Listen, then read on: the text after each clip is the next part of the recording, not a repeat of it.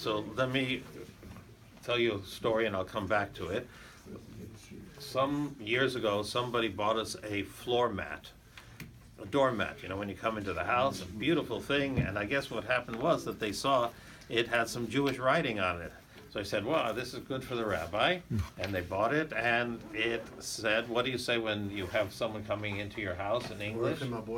So in English, Welcome. welcome. So what they had, this mat had written in Hebrew was Shalom. Okay. Right. The only problem is that there was an issue of stepping on it.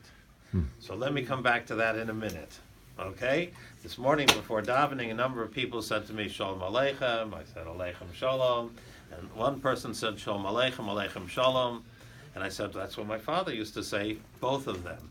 So my father told a story that in Europe he saw the Alter Belzer Rebbe, not today's Belzer Rebbe, but his grandfather, and he was going by train. He was standing in the back of the train, and they were going, and he was saying to everybody, Shalom Aleichem, Aleichem Shalom, ich geb nicht die Hand, Shalom Aleichem, Aleichem Shalom, ich geb nicht die Hand, and he was wearing henschkes. So what does all that mean in English?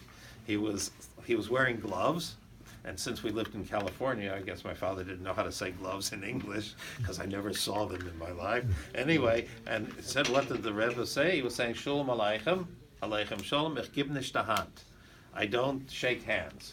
In other words, he's not shaking hands, he's saying it, but rather than doing it. And he said both Shalom Aleichem, Aleichem Shalom, the two of them. And sometimes you may hear that when it comes to Kiddush Levana, and a person says to another, we say it 3 times, Shalom Aleichem. Some people again say Aleichem Shalom to the person who said Aleichem Shalom to them. So,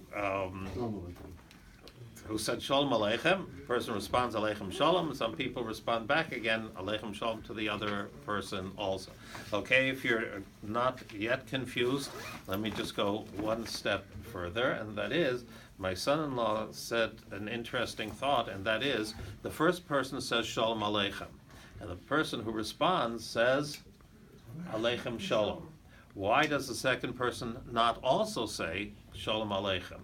So if we keep in mind, you're saying the backwards. In other words, how are you? You are how? Well, no, in other words, what's the reason why it's changed around? So he said, because if you say that Shalom is the name of God, and that's why you're not supposed to step on it, for example, when it is written on a floor mat, and some people in letters don't write out the word Shalom, Shin Lamed Vav Mem, but write Shin Lamed Vav in a little line, without writing it out completely, to show you that it's not the complete name. So when a person says to another, Shalom Aleichem, what are they doing? They're extending the wishes of God be with you, right? That's what it is. Shalom Aleichem, God be with you. And that's the goodbye in English is from go with God, etc. So when you say Shalom Aleichem, the person who starts off is what? He is extending the wish to you. But you're slow. He goes first. He's the one who said to you first, Shalom Aleichem. So you're only responding back. So who says, if you're not as quick as the other guy, that you're actually going to finish off the sentence? The guy who starts it off, he's the one who's doing the main mitzvah by saying Shalom Aleichem. So therefore, he says God's name, no worry, he's going to say the whole thing. But the person is only responding back. So he better only say Aleichem first instead of saying Shalom, because who guarantees he's going to be able to finish it?